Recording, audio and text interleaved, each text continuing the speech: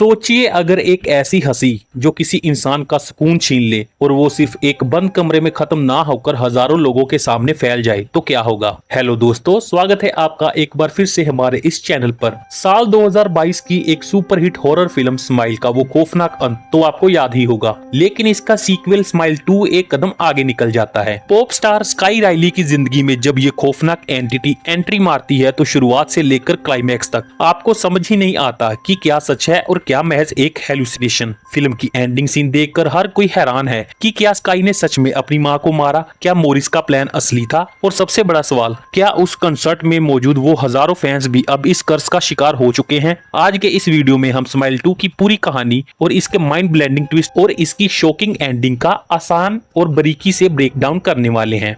इस फिल्म के पहले पार्ट की एक्सप्लेनेशन हमने पहले ही अपने चैनल पर अपलोड कर रखी है, जिसका लिंक आपको डिस्क्रिप्शन में मिल जाएगा। हालांकि दोनों फिल्मों के बीच कुछ थोड़ा बहुत कनेक्शंस है तो सही, लेकिन फिर भी पहला पार्ट देखना बिल्कुल भी जरूरी नहीं है। बिना पहला पार्ट देखे भी आपको ये वीडियो पूरी तरह से समझ आएगी। IMDb पर इस फिल्म को मिले हैं 6.7 स्टार्स आउट ऑफ 10। तो चलिए बिना ज्यादा वक्त गवाए शुरू करते हैं इस फिल्म की कहानी को।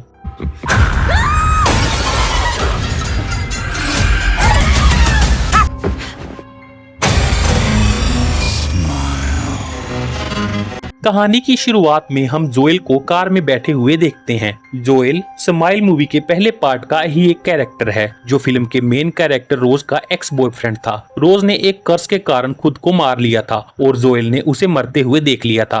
फिल्म के पहले पार्ट में यह कर्स इसी तरह फैलता है। अगर कोई इंसान किसी कर्स वाले व्यक्ति को मरते हुए देख लेता है तो यह कर्स देखने वाले इंसान पर चला जाता था। यहाँ हमें पता चलता है कि जोएल को भी इस कर्स की चपेट में आए हुए 6 दिन हो चुके थे और वह एक गैंगस्टर के घर पर नजर रख रहा था। जैसे ही घर के सामने एक कार आती है, वह मास्क पहनकर और गन लेकर गैंगस्टर के साथी को बंधक बना लेता है। अंदर जाकर वह गैंगस्टर को डराने लगता है और उसके साथी को चाकू से स्टैब करके मार डालता है ताकि गैंगस्टर उसे मरते हुए देख ले। लेकिन जोएल और गैंगस्टर के बीच में हाथापाई हो जाती है जिसमें गैंगस्टर भी मारा जाता है। जोएल रोते हुए कहता है कि वह ऐसे नहीं मर सकता क्योंकि उसे तो यह सब देखना था, पर गैंगस्टर दम तोड़ देता है। अब जोएल को यह सब करते हुए एक लड़के ने देख लिया था और वह लड़का डर के मारे जोएल से कहता है कि मैं तो बस इनसे ड्रग्स खरीदता हूँ, तुम प्लीज मुझे मत मारना। इस पर जोएल कहता है कि नहीं, मैं तुम्हें नहीं मारूंगा, लेकिन तुम मुझे माफ करना क्योंकि ऐसा लगता है कि तुम ये सब देखने के लिए ही बने थे। इतना कहकर वो घर से बाहर निकलने लगता है, लेकिन तब तक बॉस के अन्य साथी भी वहाँ आ जाते हैं। जोएल उनसे बचने की कोशिश करता है और सब लोग उसका पीछा करने लगते हैं,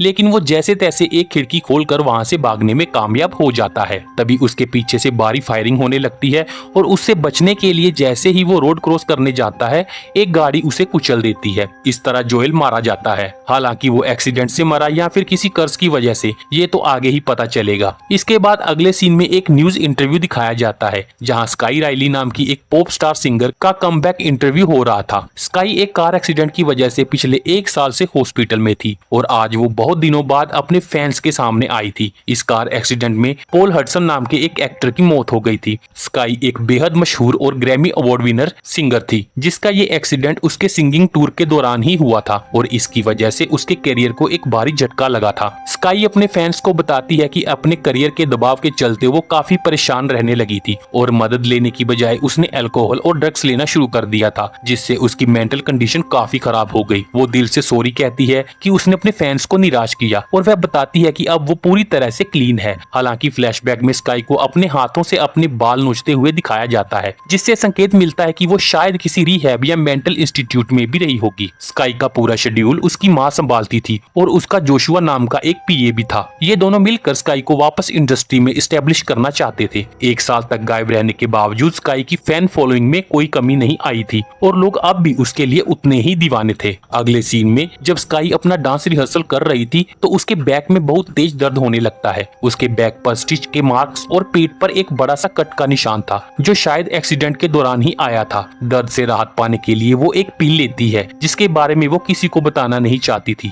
वो पिल शायद एक तरह का ड्रग ही था ताकि उसे पेन फील ना हो। लेकिन जैसे ही कोई बाथरूम के दरवाजे को नॉक करता है, हड़बड़ी में उसके हाथ से सारी पिल्स बेसिन में गिर जाती हैं। इससे वो काफी परेशान हो जाती है क्योंकि उसकी परफॉर्मेंस होने वाली थी और वो दर्द में तो परफॉर्म कर ही नहीं सकती थी। तभी कार में बैठे बैठे वो एक बंदे को टेक्स्ट करके पूछती है कि क्या मैं तुम्हारे पास आ सकती हूँ, जिसके जवाब में वो बंदा कहता है ओके आ जाओ। उस रात स्काई सीधा उस आदमी से मिलने जाती है जिसको उसने टेक्स्ट किया था। उसके दरवाजा खोलते ही वो लड़का गुस्से से तिल मिलाया हुआ उसे अंदर खींच लेता है और उसकी गर्दन पर एक तलवार रख देता है। स्काई इससे परेशान हो जाती है और पूछती है कि तुम ठीक तो हो, क्योंकि तुमने ही तो कहा था कि मैं आ सकती हूँ। हमें पता चलता है कि यह वही लड़का है जिसे जोएल ने छोड़ दिया था और उसका नाम लुइस फ्रेगोली है। स्काई यहाँ उससे वही पिल्स लेने आई थी, लेकिन लुइस को तो याद ही नहीं था कि उसने कब उसे आने को बोला था। हम साफ देख पाते हैं कि लुइस की मेंटल हेल्थ भी ठीक नहीं थी और उसने ड्रग्स भी ले रखी थी। इसके बाद स्काई उसके कमरे में बैठती है और लुइस अंदर पिल्स लेने चला जाता है। वहीं टीवी पर स्काई और पोल के बारे में बातें हो रही थी कि एक्सीडेंट वाले दिन वो दोनों नशे में थे, जिसे तंग आकर स्काई टीवी बंद कर देती है। काफी देर तक जब लुइस बाहर नहीं आता तो स्काई उसे आवाज देती है। तभी अंधेरे कमरे से लुइस एकदम से भागते हुए आता है। वो बहुत डरा हुआ था और ऐसा लग रहा था कि कोई उसके पीछे पड़ा हो। वो सामने किसी एंटिटी को देख पा रहा था जिसे स्काई नहीं देख पा रही थी। इसी अफरा तफरी के बीच लुइस अपने आप ही चोक होने लगता है और अजीब तरह से मुस्कुराने लगता है। स्काई कुछ समझ नहीं पाती और डर कर पीछे हट जाती है। तभी लुइस एक बेंच प्रेस से अपने चेहरे पर मार मार कर खुद को खत्म कर लेता है। लुइस की मौत होते देख स्काई बहुत डर जाती है। पुलिस को फोन करने की बजाय वो किसी तरह अपनी पिल्स ढूंढकर वहाँ से भाग जाती है, क्योंकि उसे डर था कि कहीं पुलिस को यह शक ना हो जाए कि वो वहाँ ड्रग्स लेने आई थी। घर वापस आकर स्काई इस हादसे को भूलने का फैसला करती है और सोने चली जाती है। लेकिन तभी उसे अपने बिस्तर के पास लुइस खड़ा हुआ दिखाई देता है, जो कि उसका एक हेलुसिनेशन था। उसकी पूरी रात इसी तरह डर में गुजरती है। अगले दिन मेकअप रूम में स्काई की माँ उससे पूछती है कि तुम ठीक तो हो ना, जिस पर स्काई काम के तनाव का बहाना बना देती है। उसकी माँ उसे अपनी बेस्ट फ्रेंड जेमा से बात करने को कहती है। हालांकि अब उन दोनों के बीच बातचीत बंद थी। तभी उससे मिलने उसका दोस्त डेरियस आता है और उसे युवाओं के लिए आयोजित एक स्पीच शो में शामिल होने के लिए इनवाइट करता है। स्काई इसके लिए तैयार नहीं थी, लेकिन उसकी माँ के इशारे पर अपने कैरियर की नई शुरुआत के लिए वो डेरियस को हाँ कर देती है। चेंजिंग रूम में स्काई काफी परेशान थी क्योंकि लुइस के कमरे में उसने उल्टी कर दी थी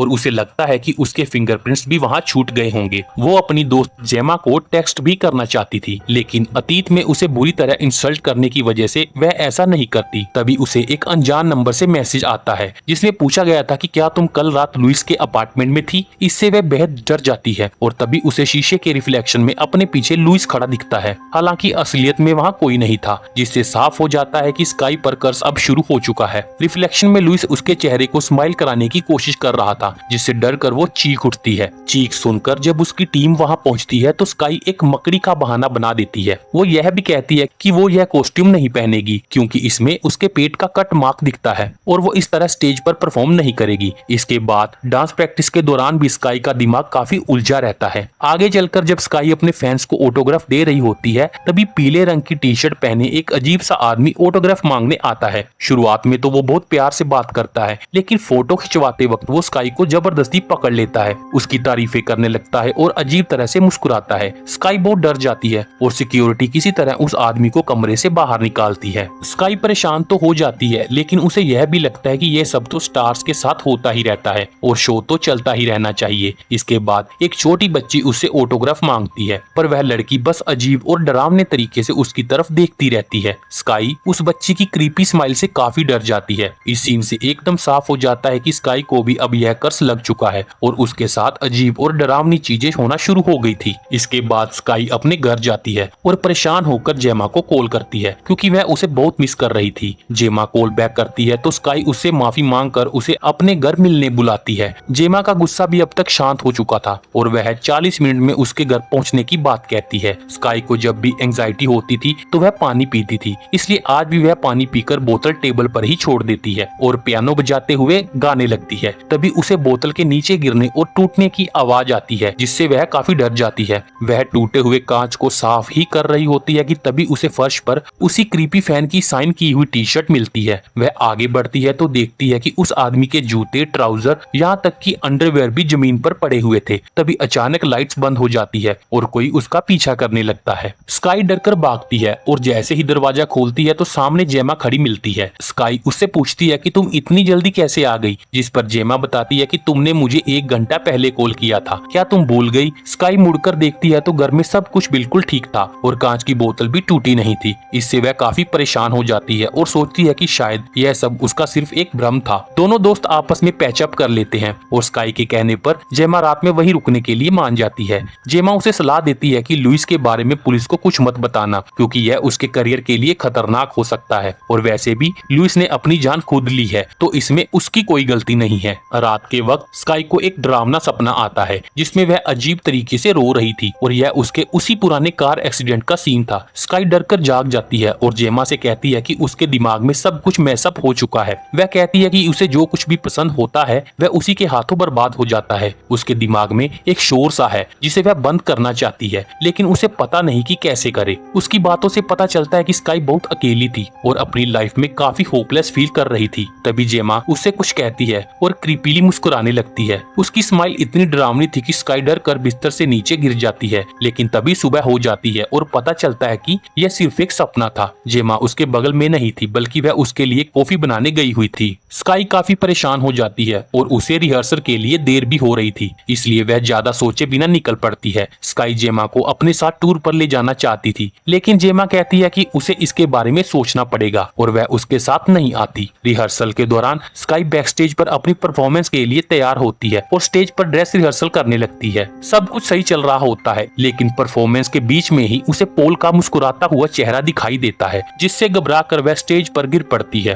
और उसे महसूस होता है कि उसके पैरों में दोबारा चोट लग गई है। लेकिन असलियत में ऐसा कुछ नहीं था और यहाँ भी उसे केवल भ्रम ही हो रहा था। ऐसे में वह डांसर्स पर दोष लगाते हुए कहती है कि तुम में से ही किसी ने मुझे गिराया होगा, जबकि ऐसा बिल्कुल भी नहीं था। इसके बाद वह दौड़कर अपने कमरे में जाती है, जहाँ वह देखती है कि जोशुआ उसके कमरे से बाहर निकल रहा है और उसके चेहरे पर भी वही डरावनी मुस्कान है। स्काई जैसे ही कमरे के भीतर घुसती है उसे पूरा कमरा तहस नहस मिलता है, जिससे उसे जोशुआ पर बहुत गुस्सा आता है। हालांकि जोशुआ का कहना था कि उसने ऐसा कुछ नहीं किया और इसी बात को लेकर दोनों के बीच में तीखी बहस हो जाती है। तभी स्काई की माँ उससे पूछती है कि क्या तुम फिर से ड्रग्स लेने लगी हो, जिस पर स्काई मना करते हुए कहती है कि उसने कोई ड्रग्स नहीं लिया और वह चाहे तो उसका ड्रग टेस्ट भी करवा सकती है। वह चिल्लाते हुए अपना सारा तनाव बाहर निकालती है और कहती है कि वह उस टूर के लिए बिल्कुल भी तैयार नहीं है, लेकिन उसकी माँ उसकी एक नहीं सुनती। इसके बजाय वह कहती है कि उसे डेरियस के इवेंट में जाना ही होगा और इसके लिए वह खुद को तैयार कर ले। स्काई इस वक्त किसी भी शो या मीटअप के लिए तैयार नहीं थी, इसलिए दोनों के बीच काफी झगड़ा होता है, लेकिन अंततः उसे अपनी माँ की बात माननी ही पड़ती है। आगे स्काई डेरियस के इवेंट में पहुंचती है, जहां उसकी स्पीच का समय होने वाला था। वह काफी तनाव में थी और वह जेमा को मैसेज करके पूछती है कि वह कब फ्री होगी, पर जेमा का कोई जवाब नहीं आता। इसी बीच किसी अज्ञात व्यक्ति को यह पता चल चुका था कि जिस दिन लुइस ने खुद को खत्म किया था स्काई उसी के साथ थी। वह अज्ञात व्यक्ति स्काई को लगातार मैसेज कर रहा था, जिन्हें पढ़कर स्काई बहुत डर जाती है। तभी स्टेज पर जाने का समय हो जाता है और वह स्टेज पर जाकर अपनी स्पीच देने लगती है। वहाँ स्काई को स्क्रीन पर जो लिखा दिख रहा था बस वही पढ़कर बोलना था, लेकिन अचानक से वह टेलीप्रॉम्प्टर मशीन रुक जाती है और स्काई को समझ नहीं आता कि आगे क्या बोले। स्काई पहले से ही डरी हुई थी और आत्मविश्वास की कमी महसूस कर रही थी, इसलिए वह अपने मन से कुछ भी बनाकर बोलने लगती है। उसकी स्पीच मूल विषय के बिल्कुल उलट हो जाती है, जिसमें वह अपनी शराब और ड्रग्स की लत के बारे में बताने लगती है। वह अपनी मुश्किल भरी जिंदगी का जिक्र करते हुए कहती है कि लोगों को लगता है कि सफलता आने से सब कुछ ठीक हो जाता है, जबकि ऐसा नहीं है। अंदर से टूटे हुए इंसान की भरपाई कोई सफलता, नाम या पैसा नहीं कर सकता। फिर अचानक स्क्रीन दोबारा चलने लगती है और वह अंत में कहती है कि वह अपनी स्पीच के बाद पॉल हडसन को स्टेज पर आमंत्रित करती है, जो कि व्यवहारिक रूप से संभव ही नहीं था। यह सुनकर वहां मौजूद सभी लोग नाखुश हो जाते हैं। तभी स्काई दर्शकों के बीच बैठे पॉल को मुस्कुराते हुए देखती है, जो धीरे धीरे उसकी तरफ बढ़ने लगता है। इससे भयभीत होकर स्काई स्टेज पर खड़ी एक बुजुर्ग महिला एंकर को धक्का देकर नीचे गिरा देती है। यह देखकर सब हैरान रह जाते हैं। दर्शकों को नहीं पता था कि यह सब उस कर्ज की वजह से हो रहा था। इस घटना के बाद स्काई गहरे सदमे में चली जाती है। तभी उस अज्ञात व्यक्ति का मैसेज आता है कि तुम जो कुछ देख रही हो वह सब सच है। इसके बाद वह लुइस का एक वीडियो भेजता है जिसमें उसे भी ठीक इसी तरह के भ्रम हो रहे थे। यह देखकर स्काई अपने कमरे में अजीब चीजें इमेजिन करने लगती है और आखिरकार उस अज्ञात व्यक्ति से मिलने के लिए तैयार हो जाती है। वह छुपते छुपते एक क्लब में जाती है जहां उसकी मुलाकात मोरिस नाम के एक व्यक्ति से होती है। मोरिस उसे इस श्राप के बारे में एक्सप्लेन करता है। वह बताता है कि उसने इस कर्स पर काफी रिसर्च की है और वह लुइस को भी इसके बारे में चेतावनी देने गया था। वह स्काई के तुरंत बाद लुइस के कमरे में पहुंचा था, लेकिन तब तक लुइस की मौत हो चुकी थी। तभी मोरिस को समझ आ गया था कि अब अगला शिकार स्काई ही बनने वाली है, इसलिए वह उससे मिलना चाहता था। यहाँ हमें इस श्राप के बारे में गहराई से पता चलता है। जिस व्यक्ति पर यह स्माइल वाला कर्स लगता है उसके दिमाग में एक प्रेत या शैतानी आत्मा प्रवेश कर जाती है जो इंसान के मानसिक ट्रॉमा को अपना शिकार बनाकर उस पर हावी होता रहता है और उसे तब तक पागल बनाए रखता है जब तक वह अपनी जान ना ले ले। और जब विक्टिम खुद को खत्म करता है तो इस घटना को देखने वाला भी इस कर्स की चपेट में आ जाता है और अपनी जान देने पर मजबूर हो जाता है। मोरिस, जिसका भाई भी इसी कर्स का शिकार हुआ था, स्काई को समझाता है कि इसे बचने का एक ही तरीका है कि विक्टिम को खुद को मारने से पहले किसी तरह मृत घोषित कर दिया जाए। उसका एक प्लान है कि वह स्काई के दिल की धड़कन को 2 मिनट के लिए बंद कर देगा ताकि कर्स को लगे कि वह मर चुकी है और फिर उसे पुनर्जीवित कर देगा। लेकिन इससे पहले कि वो कुछ तय कर पाते, क्लब के लोग स्काई को पहचान लेते हैं, जिस कारण उसे वहाँ से भागना पड़ता है। अपने घर पहुंचकर स्काई घबरा कर सामान पैक करने लगती है, घर में तोड़फोड़ करती है और आखिरकार ड्रग्स ले लेती है। जब वह बाहर निकलने लगती है तो उसकी परफॉर्मेंस टीम के लोग क्रीपी तरीके से उस पर हमला कर देते हैं। वे उसके पीछे पड़ जाते हैं, उसे पकड़कर उसका सिर पियानो पर दे मारते हैं और उसके बाल भी नोचते हैं। इसके बाद स्काई को उसके अतीत के उस एक्सीडेंट का बुरा सपना आता है जब पोल के साथ कार में बहस के दौरान स्काई ने गुस्से में कार का स्टीयरिंग घुमा दिया था, जिससे पोल की मौत हो गई थी, जबकि सीट बेल्ट के कारण स्काई खुद बच गई थी। जब स्काई की आंखें हॉस्पिटल में खुलती हैं तो उसे उसकी मां पास बैठी हुई मिलती है। चेहरे पर कट्स और बिखरी मानसिक हालत के कारण जब स्काई टूर पर जाने से मना करती है तो उसकी मां पैसों और केस फाइल होने का हवाला देकर उसे इमोशनली ब्लैकमेल करने लगती है। तभी अचानक उसकी मां के चेहरे पर एक क्रीपी स्माइल आती है और वह कहती है कि मैं तुम्हारे दिमाग के अंदर ही रहता हूँ। इसके बाद वह शीशा तोड़कर कांच के टुकड़ों से खुद को लगातार स्टैब करने लगती है और स्काई जैसे तैसे अपने हाथों से स्लाइन बोतल निकाल कर वहाँ से भागने में ही अपनी भलाई समझती है। दरवाजे तक आते आते वो कांच का एक टुकड़ा स्काई के हाथ में आ जाता है, जिससे पूरी परिस्थिति ऐसी बन जाती है कि मानो स्काई ने ही अपनी माँ की हत्या की हो। इस मंजर और अपने कपड़ों पर लगे ढेर सारे खून को देखकर वो पूरी तरह बौखला जाती है और कमरे से भागने की कोशिश करती है। तभी बाहर से जोशुआ अंदर आने लगता है, लेकिन स्काई उसे रोककर अपने लिए सोडा लाने भेज देती है। इसके बाद वो चुपचाप एक स्वेटशर्ट पहनकर हॉस्पिटल से बाहर निकलने की कोशिश करती है ताकि कोई उसे देख ना सके। हालांकि हॉस्पिटल की लॉबी में जोशुआ उसे पहचान लेता है और उसकी पोशाक पर खून देखकर डॉक्टर्स को बुलाने लगता है, जिससे पूरा स्टाफ स्काई को संभालने में लग जाता है। स्काई चालाकी से काम लेते हुए पास खड़े सुरक्षा गार्ड की बंदूक छीन लेती है और सबको डरा कर वहाँ से भाग निकलती है। हॉस्पिटल के बाहर उसे अपनी दोस्त जैमा मिलती है और वे दोनों उसकी कार में बैठ जाती हैं। अब क्योंकि स्काई को कार चलाना नहीं आता था, इसलिए जैमा गाड़ी चलाने लगती है और दोनों हड़बड़ी में वहाँ से निकल जाती हैं। स्काई तुरंत मोरिस को मैसेज करती है क्योंकि उसे मोरिस की उस प्लान में मदद चाहिए थी जो उसने बताया था। जैसे ही स्काई को एड्रेस मिलता है वो जैमा से गाड़ी रोकने को कहती है और उसे बताती है कि वो उसे बहुत प्यार करती है और उसे किसी खतरे में नहीं डालना चाहती, इसलिए जैमा कार से उतर जाए। जैमा उसकी बात नहीं मानती और साथ रहने की जिद करती है। तभी स्काई के फोन पर जैमा की कॉल आती है, जिसे देखकर स्काई हैरान रह जाती है। स्काई डरते हुए फोन उठाती है तो जैमा उसे पूछती है कि वो इसे इतने अजीब मैसेज क्यों भेज रही है। स्काई कहती है कि तुम तो मेरे घर रुकने आई थी, जिस पर जैमा जवाब देती है कि वो कभी उसके घर नहीं आई और पहली बार उसे कॉल कर रही है। स्काई जब ड्राइवर सीट की तरफ देखती है तो वहाँ बैठी जैमा एक खौफनाक मुस्कान दे रही होती है, जिससे साफ होता है कि उसके साथ गाड़ी में मौजूद जैमा असल में वही शैतान एंटिटी थी। वे एंटिटी स्काई से कहती है कि वो बिल्कुल अकेली है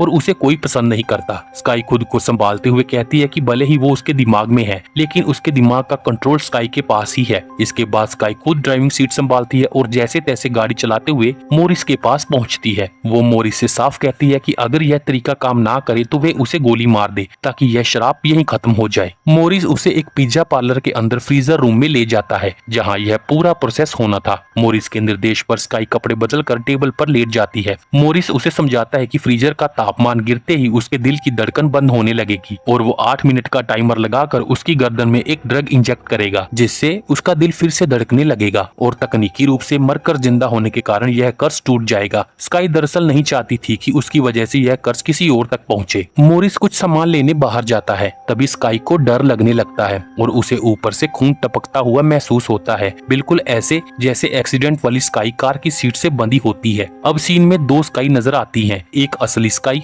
और दूसरी इविल स्काई। इविल स्काई असली स्काई पर हमला कर देती है और कहती है कि उसे उसका शरीर पहनना पसंद है और वो उससे भाग नहीं सकती। इविल स्काई का घुटना भी उसी तरह टूटा हुआ था जैसा एक्सीडेंट के वक्त हुआ था। वो रेंगते हुए स्काई के ऊपर आती है और उसकी आंखें अजीब तरह से बड़ी हो जाती हैं। जब वो स्काई के होंठों को खींचकर स्माइल बनाने की कोशिश करती है तो स्काई उसकी उंगलियां काट देती है और कहती है कि वो अपने दिमाग पर किसी का कंट्रोल नहीं होने देगी। यह कहते हुए स्काई वो ड्रग इंजेक्शन खुद अपनी गर्दन में घोंप लेती है और बेहोश होने लगती है। हालांकि वह एंटिटी फिर भी गायब नहीं होती और स्काई से कहती है कि वो अब भी उसके दिमाग में ही है और यह सब सिर्फ उसका एक भ्रम है, क्योंकि कंट्रोल स्काई के पास नहीं बल्कि उस एंटिटी के पास ही है। यहाँ एंटिटी के हिसाब से कंट्रोल स्काई के हाथ में नहीं है, बल्कि वह एंटिटी ही सब कुछ कंट्रोल कर रही है। वह एंटिटी धीरे धीरे स्काई के पास आती है और एक दरवाजा बंद कर देती है। तभी सीन एकदम से बदल जाता है और स्काई खुद को स्टेज पर पाती है। वह उसी बटरफ्लाई वाले कॉस्ट्यूम में थी और हजारों लाखों फैंस उसके लिए तालियां बजा रहे थे। वह देखती है कि उसकी माँ भी जिंदा थी और ऑडियंस में मौजूद होकर उसे चीयर कर रही थी। उसके सामने उसकी ही हम शक्ल खड़ी थी